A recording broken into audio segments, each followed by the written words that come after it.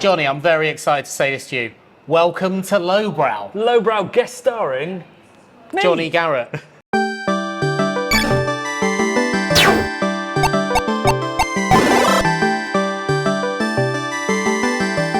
Yeah, so I watched with intrigue, I edited with intrigue your recent Lowbrow all about the Aldi beer tower. Oh yeah. In which I'd say you struggled a bit. You wrestled A little bit. with some technicalities. That's just life for me. Yeah.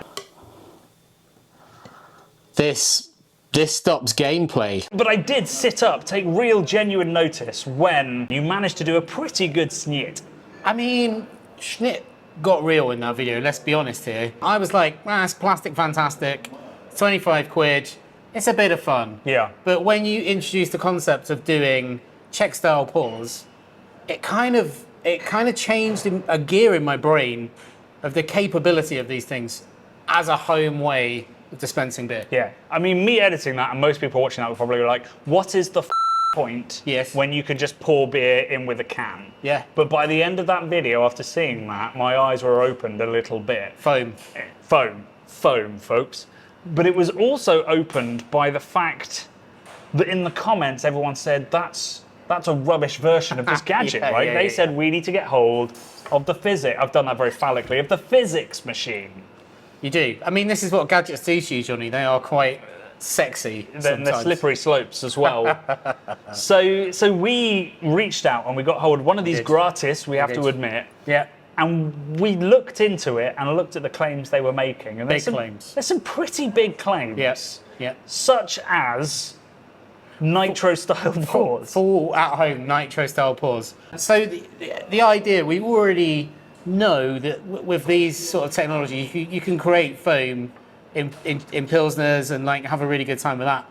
But the idea of like creating a nitro style pour, like a draft nitro style at home, kind of a game changer if it works. Yeah, and also lots of people in the comments pointed out that this wasn't quite a true snit in that we weren't able to pour underneath the foam. No. So we've got a potential solution to give this another go with this KCBC Czech 12 Pilsner as well. Yeah. So genuinely, I've gone from with the last video thinking this is a waste of Brad's time to thinking this could change how I drink at home on two styles that I drink really quite regularly at home. We need to do a dual test. Yep.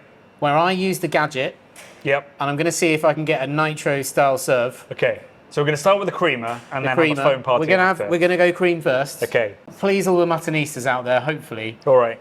Sadly, he's not here today, but we could have wheeled him on in we should have invited him. Little pork pie hat. Yep. And got the creamer certification from the man himself. So I'm just going to pour this. It says on the back here, it says, pour robustly, settle and enjoy. Yeah. So it's going to be a one pour, hard pour.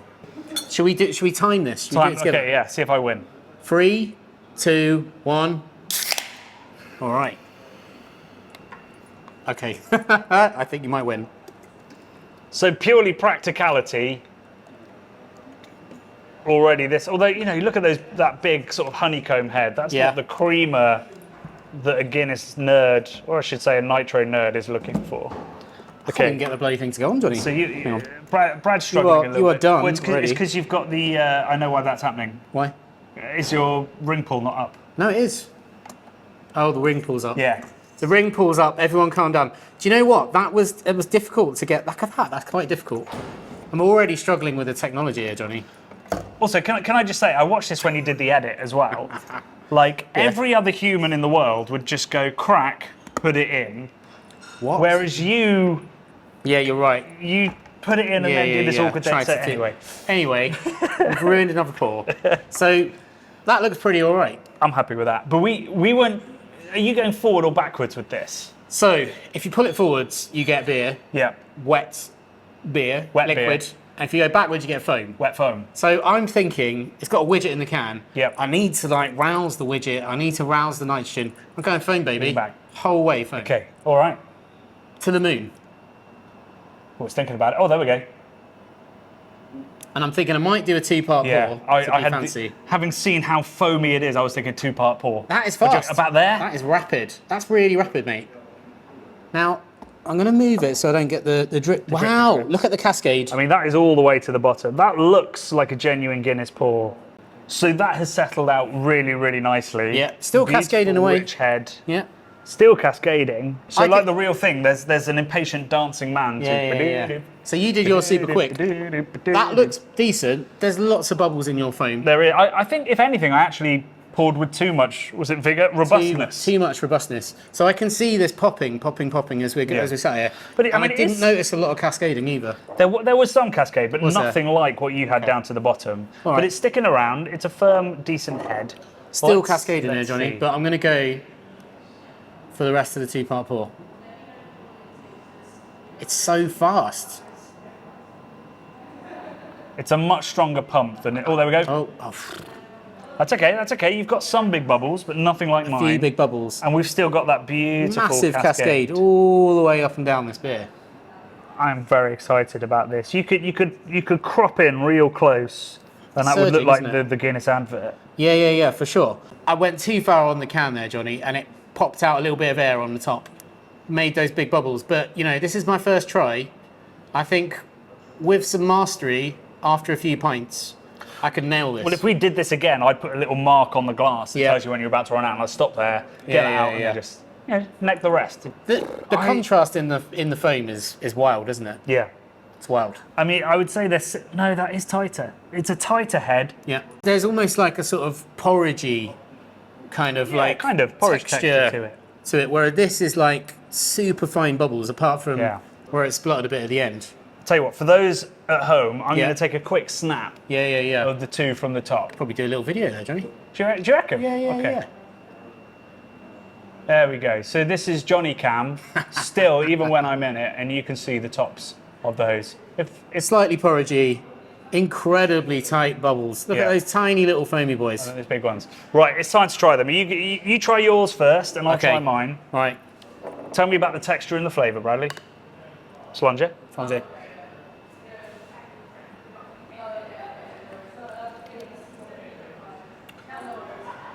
That's an absolute creamer, mate. The Careful flavour. with that term, Bradley. He's not going to sue us. He can't.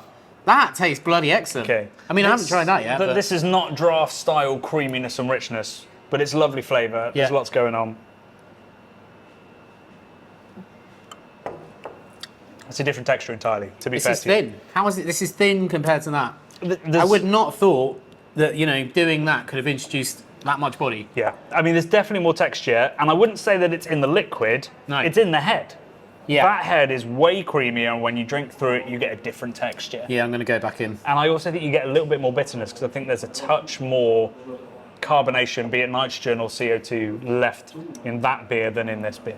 So the fact that it has activated nitrogen within a canned beer and produced a totally different mouthfeel, aroma, texture, the flavour, I think is way more pronounced. This beer's thinner. mean- how is it? Yeah, I mean, we're talking margins here. I wouldn't say way more. I mean, every sort of Guinness stout fan out there is talking margins. Yeah, mate. they don't realise they are, but they Yeah. are. This is a 10%. better more. beer. I think it's more. You reckon? I think it's more. Look at the lacing. The Yeah. foam is Yeah. totally different. You know, it's hanging around a bit more. If Although we- I've drunk quite a lot of it because it's so delicious. If we went blind, Yeah. and maybe that's the next logical development of this, Yeah. I think it's a 10% better beer. When you add in the look of it as well, maybe it's 20%. I think, but when you're working with such a consistently great beer like London Black, marginal gains, mate. That's where it's at. Because how good is the beer to start with? So if you can, No, I do agree. if you can like raise it, because like, you know, you go to the Arch House or wherever, and you're getting it on draft, and it tastes bang on. Yeah.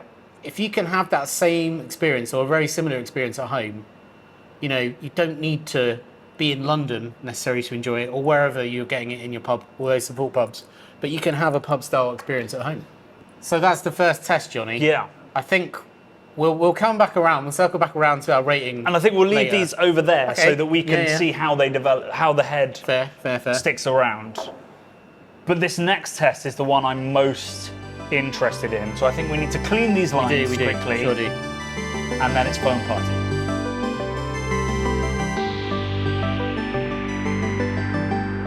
This is like genuinely I'm trying not to be hyperbolic here. If this produces what I'm hoping it will produce, I will be buying one of these with my own money, setting it up in the studio and using it every single weekend. Because we both love lager, we both love foam. And we're both perpetually disappointed by Czech beer from can. From can. Because the texture isn't the same as what we've experienced. It's not the same. It's not to say the beer's bad, it's to say it doesn't live up to what we've had in the Czech Republic. Exactly. So this is an opportunity, having seen what the Aldi thing could do, which I didn't get to taste, but it was it's pretty good. A close approximation. It looked like a Schnit. It wasn't quite a Schnit. Yeah.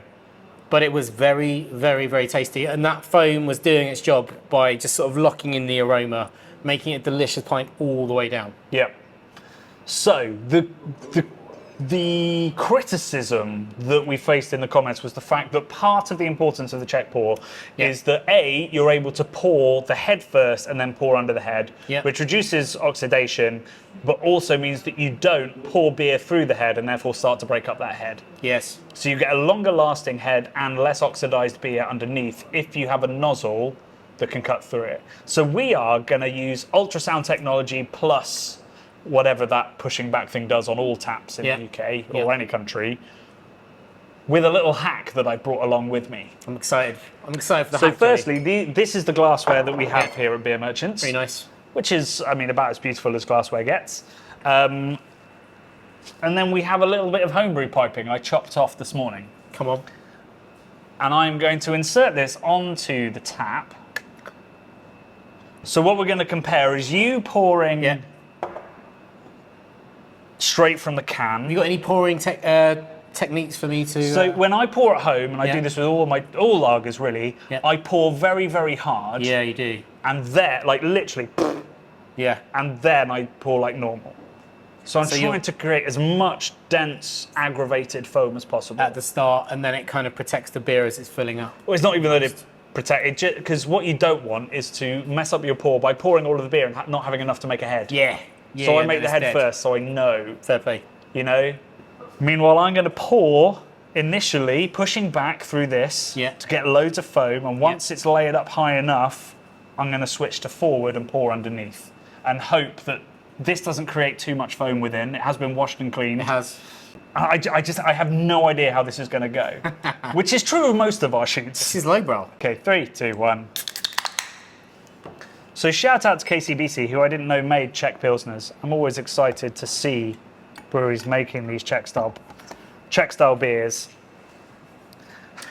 I'm going to start pouring when you start pouring. Okay, that's fair. So I'm going backwards. I'm pouring really hard, generating that foam on the top. And then I'm going to ease off, because that's it's pretty good. I'm going to get some domage here from a can. Okay, Bradley, I have over-schnitted. That is... Can we have a look at these pints, please? Right. Let's, as much as we love the Omnipollo logo. Yeah. So here we have our two beers. Start with yours, which looks decent enough, but it's very big bubbles. Very big bubbles. You can also see loads of carbonation. Loads, mate. Loads coursing up the glass. This is dying already. As I'm watching it, the head is dissipating. We can see it dissipating. Then we come to my one, which I should have pushed back for a little bit less. Yeah. But much fewer bubbles coming up. Yes, it's like a totally different beer. And a completely different head. But as this has settled, I've ended up... So a Snyt is 2/3 head, 1/3 beer. Yep. I've ended up with almost 50-50 in the end. And mine is looking a little bit sad already. Yeah, so mine's lost maybe 2 or 3 mil. Yours is on the way out. Yeah. Let's be real. So I'm going to try mine, and then you're going to try yours, and we'll see how this goes. Nastolavi. Stravi. I need to compare and contrast straight away.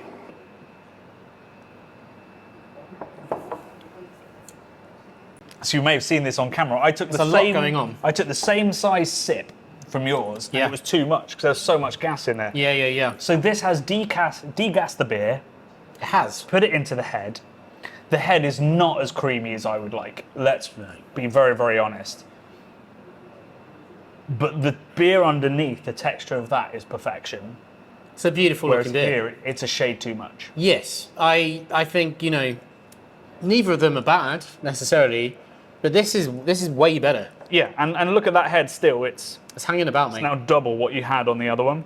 Yeah. Which at the end of the day is going to mean that even if that texture isn't perfect, it's going to last the whole way down the pint. I'm going to finish that liquid before that head has disappeared.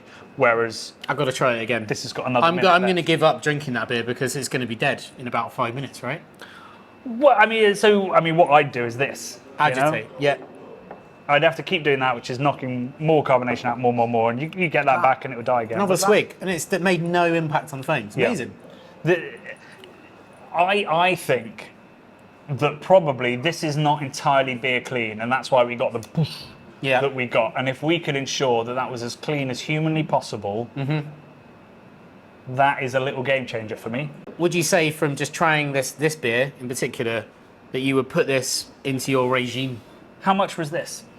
I think they're about £130. They go in the sale to about £99 occasionally. 4 to 5 times the price of the Aldi one, which, to be honest, side by side, I've got both in my kitchen. The Aldi one, fun as it is very cheap and plasticky. This feels robust, and I would probably put it on the side and not be embarrassed to leave it out in the kitchen. It's a prettier thing as well. Yeah. Definitely is. It's a bit like an espresso machine or something like. Yeah. You'd put it in a corner and it doesn't look awful. I would struggle to pay over 100 for that. Yeah. But at less than 100, once I've perfected this pipe hack, yeah, 100% I would. If you are into foam, by which I mean if you love proper foamy lagers or if you love cascades, yes, this is worth the investment at sale price. Right. Yeah. And on that basis, with this hack for lager, it's a 4 out of 5 crispy boys. Oh, you're doing the rating. Well, it's coming from you and from me, I suppose. No, I want to hear yours, and we'll take the average. Okay. So, like you, I think this is a step up from the Aldi knockoff for sure. Which you gave 4. I did give it 4 because I'll tell you why I gave it 4. Value was off the scale. 25 quid. So at 100 for this? At 100 for this, I think, as I was saying, I would put this proudly on my counter next to my girlfriend's coffee machine, his and hers, as it were. And at different times of day, hopefully. Different times of day, yeah, for sure. And, you know, I like the simplicity of this whole kind of serving system. There's no gas involved.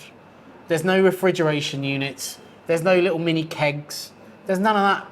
And it can be plugged in because batteries can be a faff. So it's now USB-C powered as well, which is great. It won't recharge the batteries, but you know, you can leave this permanently plugged in and you can reliably get incredible foam on all of your beer styles, which for me, I'm deducting a little bit for cost, but I'm adding a little bit for experience, looks, quality of build, innovation, because these guys came up with the tech first. And added that nitro mixing The nitro mix thing is a game changer for sure. The other one doesn't do that. I'm gonna give it 4 out of 5, Christy boys. Same as you, buddy. Same price. It's a really solid gadget. I would totally take this to people's barbecues, and you know, obviously, a communal barbecue. You've got a big cooler, haven't you, with loads of ice in it, and you're pulling cans out, all the rest of it.